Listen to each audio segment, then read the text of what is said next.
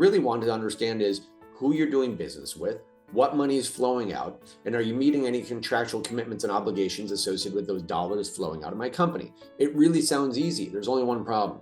Most people don't have access to anything other than bulk amounts of data. Having data be an enabler to, again, to measure, but then to also proactively pinpoint opportunities and priorities. You got to have data you can trust. You got to have data that's real time and up to date, not static and old, so that you're able to go deliver business outcomes to your constituents. Welcome everybody to the latest edition of the ThinkTank series. I'm joined here with Cameron Basydlo from Crescendo and Ward Karson from Raindrop, and I'm Dave Cravens, for those who remember me from the previous times. So today's topic is going to be Moneyball and Spend Management.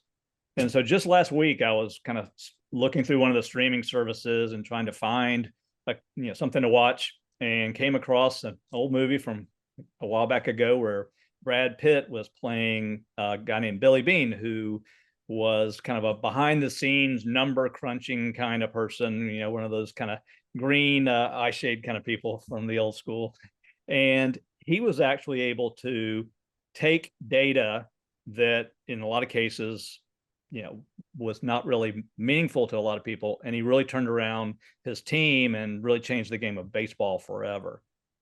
And so, Cam, I know you do a ton of work in the sports industry and baseball and football and maybe in some hockey, like our Florida Panthers, Stanley Cup champions down here in Florida, where I am. So I'd like to, kind of get your thoughts around, how spend management, can take what, can be data and really make it into something meaningful for their company. Yeah, sure. Thank you, Dave. Yeah, thank you, Ward. Great to be here. I'd say for those that don't know Crescendo, assuming most do not, some might, we're a sourcing and procurement and even a group purchasing consultant. We absolutely focus on sports and entertainment. I think that was the kind of the genesis, the starting point of Crescendo was a number of managers and executives that met a few decades ago, and all in sports and entertainment, and had similar journeys and different journeys, but all in the industry. And then and then we came back together to create Crescendo to kind of fill a void in the industry. And one of those was, I know we're talking about spend intelligence or spend management now, Dave, but I think what we experienced as procurement professionals from the inside, now as consultants, not necessarily, but as you'll say on the outside, what we know is that there's a ton of opportunity to leverage data. And one of the things that I would say, one of the mantras that is embedded in Crescendo is age old, but you manage what you measure. And so for our clients, what we you think about, what we want to have fun with is thinking about some things that we can measure, feeling good about the processes, right, and the workflows, but the integrity of what we're measuring. And we want to be able to use data to kind of help us figure out where we should focus beyond where we're going to focus, where we're told to focus, where we know we have to focus, regardless of why. Having data be an enabler to, again, to measure, but then to also proactively pinpoint opportunities and priorities. And so what I'll say, and I'll round out and end here, is that data for us and what we want to do and what we are doing, partnered with Raindrop for our clients, Dave and Ward, as you know, is you think about suppliers in any company, large and small, they come and go. A lot of them stay.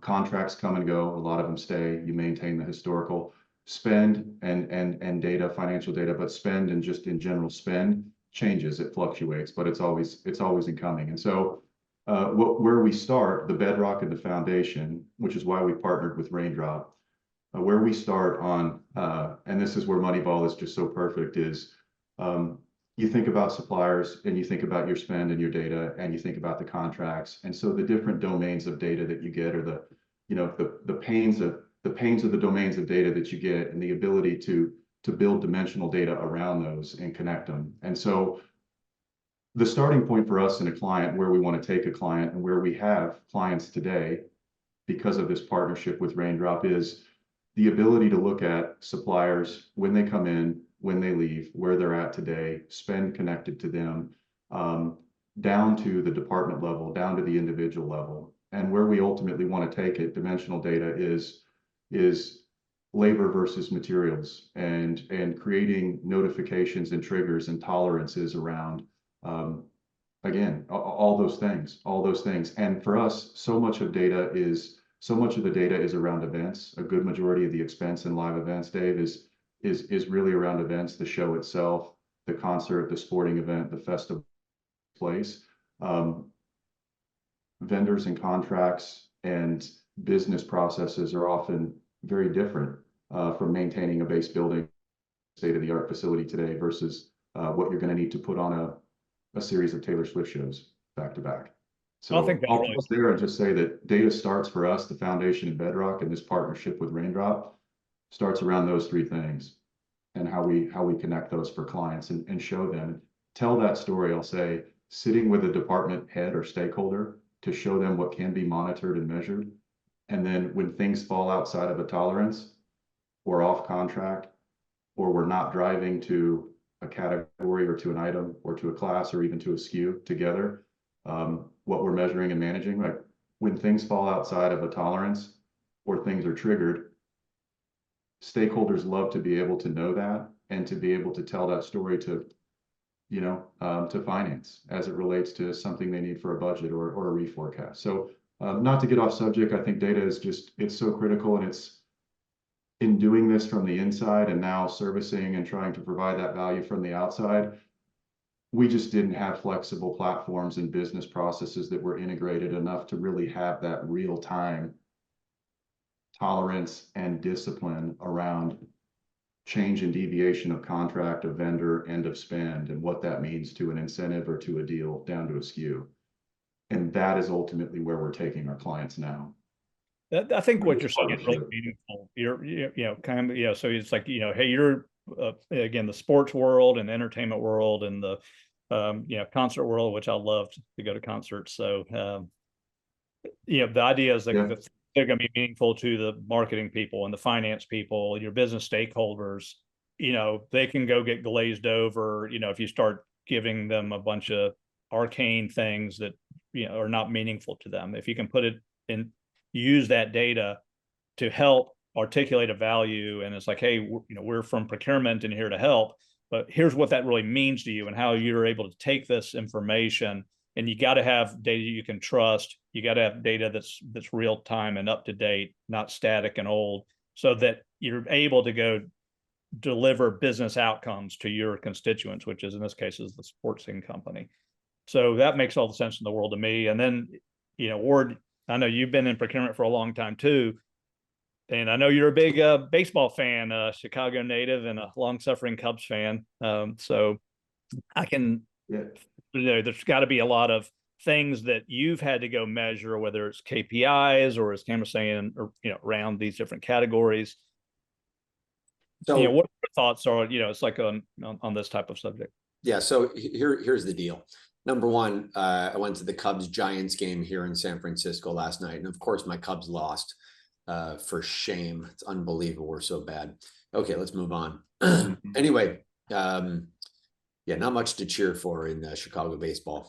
But I will say, Cam, you brought up a bunch of good points. And I want to kind of go back to this concept of, Moneyball that you're talking about with Billy Beane. And for those that don't know him, he was kind of the early 2000s, late 1990s, general manager for the Oakland Athletics, soon to be perhaps Las Vegas Athletics, by the way.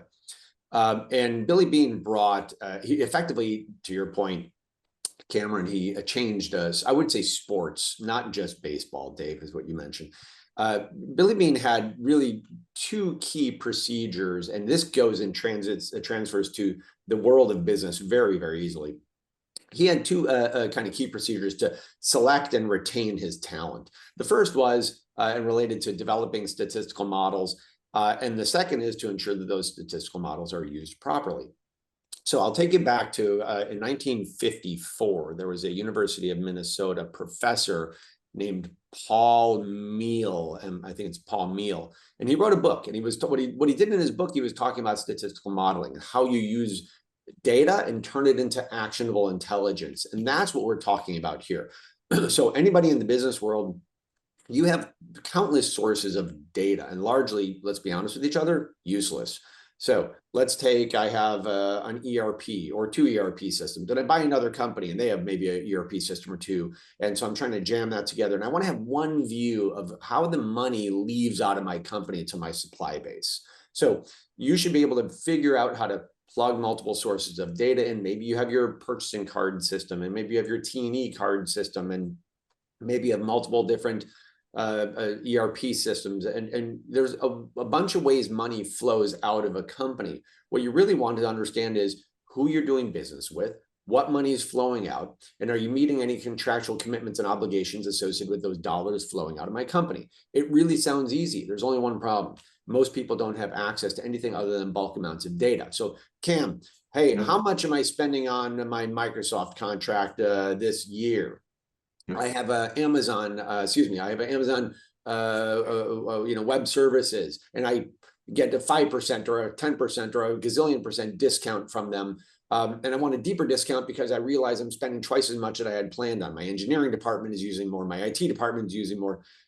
Heck, even marketing is using more. So I need to go and make a bigger commitment to Amazon or to Azure or to Google and go try to negotiate better discounts based on how I'm spending my. But if you can't track that, if you don't have insights into that, then you wouldn't have ability to go make. You have to have these kind of statistical insights to be able to make strategic decisions. So I want to get back to this University of Minnesota professor, Paul Diehl. In 1954, he wrote a book. And in the book, he kind of talked about this concept to illustrate is you need statistics to be able to help educate you and make decisions. In our case, it happens to be analytics, we call it. Nowadays, I think most people generally refer to, I don't say I have a statistics application. I have an analytics application because it's what I do with the numbers. And what he said was, I'm not going to go to the grocery store and say, you know what? I think I have about $178.50 of groceries in my cart. No, nobody does that. You know exactly how much you have. And then you don't have to say, you know what? Well, okay, I see it's $150. Do me a favor. Can we take it down to 142? No, it doesn't work. It's statistically, this is your number. But to be able to measure that as opposed to having kind of gut feel, which baseball, with the egos in baseball and egos in business, it translates to the business world. I know this space better than you do. I've worked in this space for 20, 30, 40 years. I know this better. No, let's take a step back. And what do the numbers actually tell us? Well, I have to have a way to powerfully ingest those numbers and deliver actionable intelligence, insights that allow me to trigger my strategic directions, working with my stakeholders in, let's say, marketing or in finance or in the manufacturing or whatever the case may be it indirect spend or direct spend. In your case, your clients largely at Crescendo don't manufacture anything other than hopefully championship trophies, right? Mm-hmm. God willing for them. So I would say as anyone in the sports or entertainment business, if you want to get a good handle on what it takes, how many plastic cups do I have that go out the door over at the so-and-so stadium every time? Do I have to buy more? Could I negotiate a better deal? Right? To be able to make strategic decisions based on actionable intelligence as opposed to kind of feel is critical. And again, it translates from sports very well, from the academics very well, like the Paul Diehl professor at University of Minnesota 70 years ago to this year, or into the business world where we live every day. Yeah, and I've got to, as to wrap things up, everybody, we can't have a discussion without talking about AI and use that. So it's like, all right, hey, any of the modeling and any of the things that are going to be using from artificial intelligence, has that data better be right, and you got to train and use the right machine learning to be able to power all that. So anyway, guys, I think this has been a great fun session. I'm glad we got a chance to get everybody together today, and we look forward to having the next Think Tank series very soon. So Ward, Cam, have a great afternoon. Outstanding. Cam, thanks for your thoughts. I loved it. Enjoyable and a really quick lightning round, but great to see you guys. Always a pleasure. Thank you both. Yep. Talk to you soon. Bye-bye.